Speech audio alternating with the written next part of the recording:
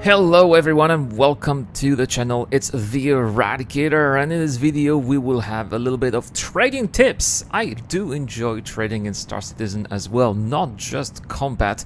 And one of my new favorite locations in Star Citizen is of course Orison. I absolutely love the work that CIG has done with Crusader. Fantastic to have a fully explorable gas giant, but it's a little shame that there aren't much opportunities to go there on a more regular basis, because I have to really admit that this is such a stunning location. And so I was really finding for ways to trade out there, but one of the things that is the most off-putting for a lot of people, including myself, is of course the thick atmosphere of the gas giant. But it turns out that if you want to trade around Crusader, if you want to trade to Orison, you don't have to basically suffer from the descent all the way from space to the platform, to the Providence platform. You don't have to do that. It turns out that you can actually keep your ships on Port Olisar and then go down to Orison and trade with what, well, maybe you can have maybe some smaller ships like a racer, for example. We finally found some use for a racer, and this is what we're going to be checking out in this video. And so, as you could see, we've just arrived at Orison, and I was flying a C2 Hercules. This is, of course, a ship that is made here on Orison, designed for the thick atmosphere of planet Crusader, and from the orbital marker all the way down to the platform here, it took me a little bit above 4 minutes and 30 seconds. That is a long time. That I really understand can be off-putting for a lot of traders who just want to make a quick buck from one place to another. And as it turns out, you don't have to do that at all. So I'm going to do exactly the same type of runs with a small racer. It turns out I do have some ship up above on the Port Olisar, so I'm going to basically put all my ships here on Port Olisar, and we're going to be taking a racer, and we'll see how quickly it goes once we transfer from Port Olisar to the platforms down here. Now, as you can see in this video, I took an Origin 350R, which is extremely fast when you go straight in line, so that's wonderful because that's exactly what we want to do, where we're not going to be racing in tight curves, so that's perfect. And the descent took a little bit less than 2 minutes and 30 seconds. That was extremely quick, with speeds all the way up to above 850 meters in high atmospheres.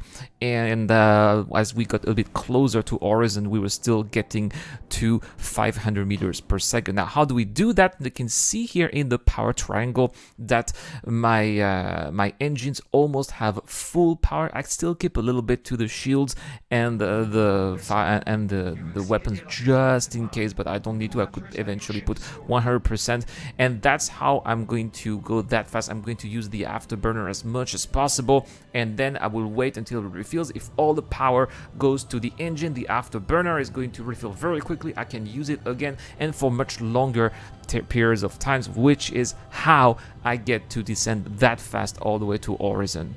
So we are now going to go to the TDD, which is where we are going to sell our cargo from the cargo ships all above at Orison. This is something that I was really wondering if this would be working or not, but we'll have our answer right here in this footage.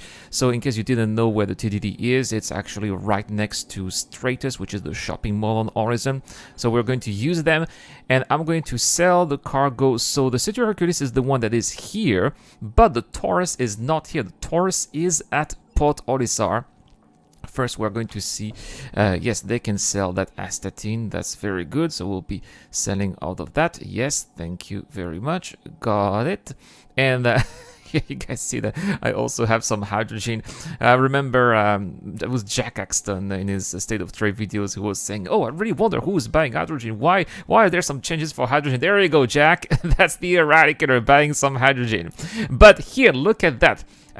These are going to be... Wait, where's my Taurus here? There we go. My Taurus is at Port Olisar, and I can sell the diamond and the Laranite, which I was not able to do at Port Olisar, by the way. You can't sell those commodities all above there in space, but here in Orison, it works. And this is exactly what I was talking about, guys. If you are a trader, if you have multiple trading vessels, you don't need to waste the time to go back and forth all the way from space to platform to space, one by one with all of your trade ships. Just go to Port Olisar, stop there, take another hauler, get some cargo, go back to Port Olisar, and repeat with as many haulers you have. And then once you are done, once all of your haulers are full or you are out of money, like I was, for example, take a little racer, take a small ship that is going to allow you to go all the way down there to Port Olisar. You'll go there very quickly and you will be able to do your trades. And I think that Orison is